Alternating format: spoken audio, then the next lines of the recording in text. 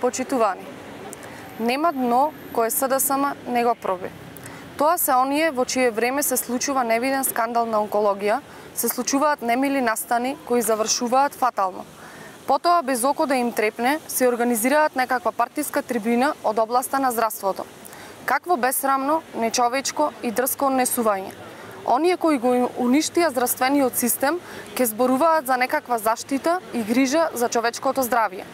Наместо централната власт и директорката Кети Смилеска со конкретни мерки да се зафатат со средување на хаосот во здравството, како што не се памети од претходно, се занимаваат и се сликаат на партиски трибини, на кои, за иронијата да биде уште поголема, главен гостин беше и Венко Филипче, еден од главните виновници за катастрофалната состојба во овој ресор. Дали овие луѓе ги интересира пожарот и човечките жртви во модуларната болница? Ги интересира ли монструозниот случај на онкологија во кој во нормална држава досега ќе имаше почетен исход и поединци ќе беа во притвор? Ги интересира ли катастрофалното менаџирање во време на корона, период во кој Прилеп, поради нивната неспособност, беше на врвот на црната статистика по број на починати? Се осмелија ли да говорат за безредието во Прилепската болница, за кое преку неколку пресконференции алармиравме во минатото?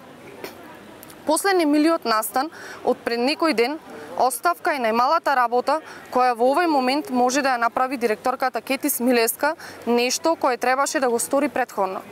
Доста е сокриење зад кратките соопштенија зад институцијата со која раководи. Јавноста заслужува одговор лично од нејзина страна за тоа како се организирани дежурствата во болницата. Дали е вистина дека еден педијатар дежура на 2 оделенија? Дали е точно дека дежураат општи доктори и специјализанти на ортопедија и хирургија? Дали Прилепската болница располага со соодветен транспортен инкубатор за бебиња и доколку не, што е преземено по однос на тоа прашање?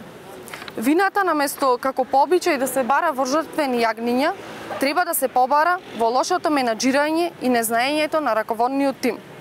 Воено, доколку директорката нема храброст да си поднесе оставка, го повикуваме министерот за здравство да ја разреши. Доаѓа време кога ќе се преиспита и работата на финансовиот директор на оваа институција.